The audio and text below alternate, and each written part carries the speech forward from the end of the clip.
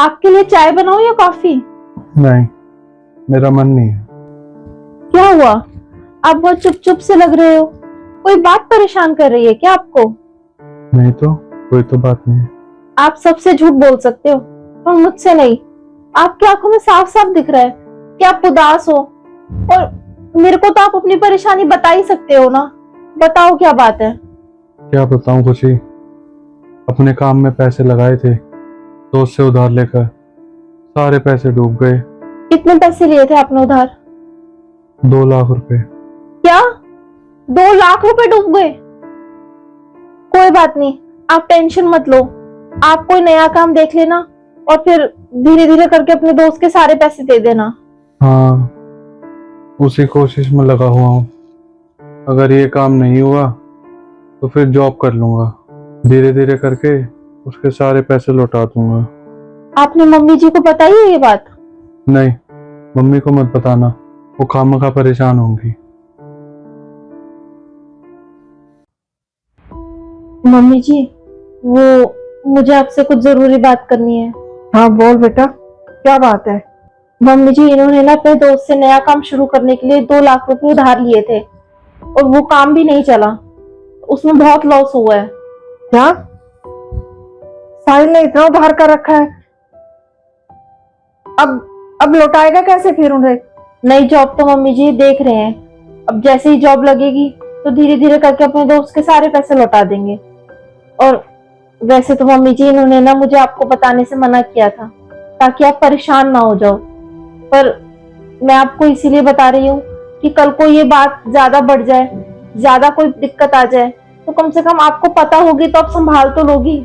ठीक है बहू, ये तो तूने अच्छा किया जो तूने मुझे बता दिया। देख, मैं तुम दोनों के साथ हूँ।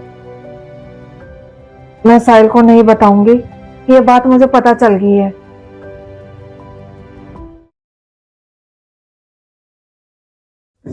खुशी, एक बहुत बड़ी प्रॉब्लम हो गई है। क्या हुआ? अरे, जिस दोस्त से मैंने पैसे उधार लिए थे ना, उसने कहा है भाई अभी शाम तक मेरे सारे पैसे दे दे। अब बताओ मैं कैसे दूं। पर आपने ही तो बोला था कि आप धीरे धीरे करके पैसे दोगे उनके। हाँ, मैंने उसको बोला था कि भाई मैं धीरे धीरे करके पैसे दे दूंगा, पर अब उसको अर्जेंट जरूरत है पैसों की। अब बताओ यार, कोई इंतजाम भी नहीं हो रहा पैसों का। आप टेंशन मत लो, मैं कुछ सोचती हूँ। हाँ, मेरे पास ना मेरी शादी के टाइम की ना एक सोने की अंगूठी है और एक सोने का लॉकेट है। आप वो दे देना, उससे आपका सारा उधार पूरा हो जाएगा। अरे नहीं, मैं तुम्हारे गहने नहीं ले सकता। अरे पर सुनिए तो। मना कर दिया ना, नहीं तो नहीं, मैं कुछ और इंतजाम देखता हूँ।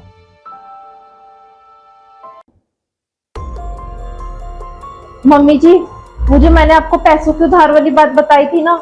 हाँ, तो वो कोई बात हो गई है क्या? मम्मी जी, इनके दोस्त ना अभी इनसे शाम को ही सारे पैसे मांग रहे हैं और मुझे तो मम्मी जी बहुत टेंशन हो रही है।